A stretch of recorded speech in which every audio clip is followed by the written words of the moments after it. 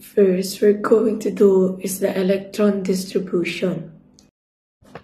That is the 1s, 2s, 2p, 3s, 3p, 4s, 3d, 4p, 5s, 4d, 5p, 6s, 4f, 5d, 6p, 7s, 5f, 6d, 7p, 6f, 7d, and 7f.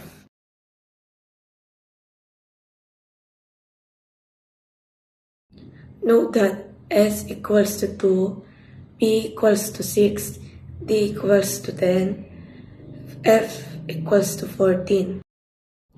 Now we're going to do the electron distribution for fermium. It is on the periodic table 100. That is the 1s2, 2s2, 2p6, 3s2, 2p6, 4s2, 3d10. Before we continue, we're going to add all of that. 2 plus 2, 4, plus 6, 10, plus 2, 12, plus 6, 18, plus 2, 20, plus 10, 30. Next is 4p6, 5s2, 4d10, 5p6, 6s2, 4f14, 6d10. 6 plus 2, 8 plus 10, 18 plus 6, 24, plus 2, 26, plus 14, 40, plus 10, 50. 7p6, 6f14, 6 plus 14 is equal 20.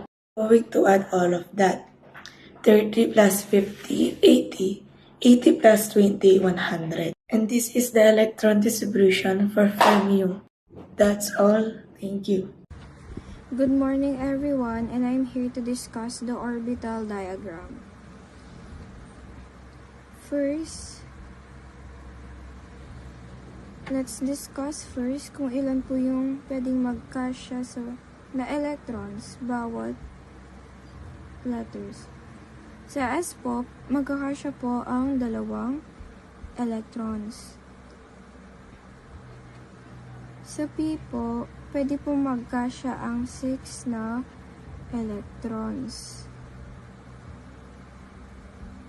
Sa letter D, pwede po magkasya ang 10 na electrons. 1, 2, 3, 4, 5, 6, 7, 8, 9, and 10. Sa letter F po ay pwede po magkasya ang 14. 1, 2, 3, 4, 5. 1, 2, 3, 4, 5, 6, 7,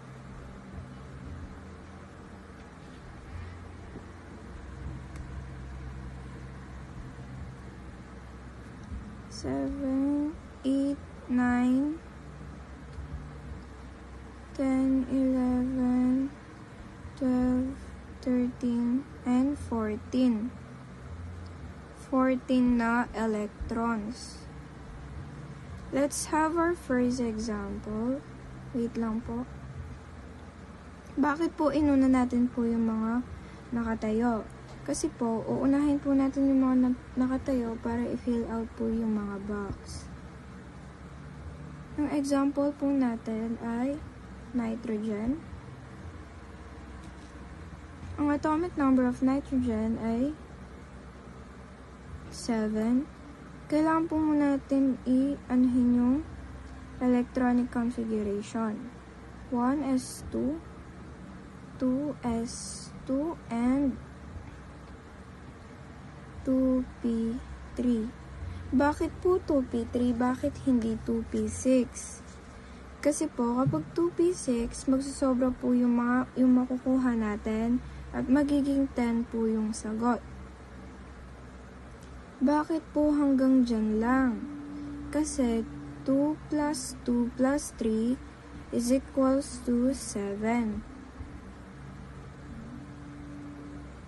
Gawin naman po natin yung mga box.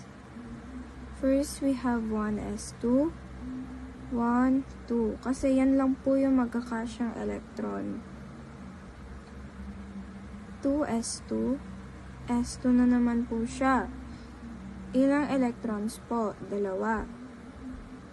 And 2p3. Ilan po? 3. 1, 2, and 3. At ganyan po.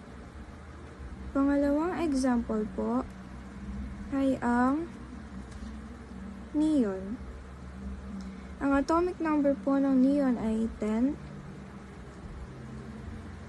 Sulat po muna natin yung electronic configuration. 1s2, 2s2, and 2p6. Pagpo-plus-plus lang po natin.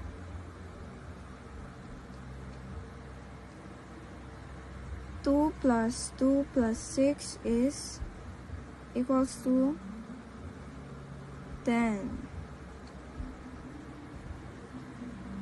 Gawin na po natin yung mga box niya. Have 1s2 ulit. 2 electrons dahil yan lang po ang magkakasya. Ito naman po. At sa 2p6, 1, 2, 3.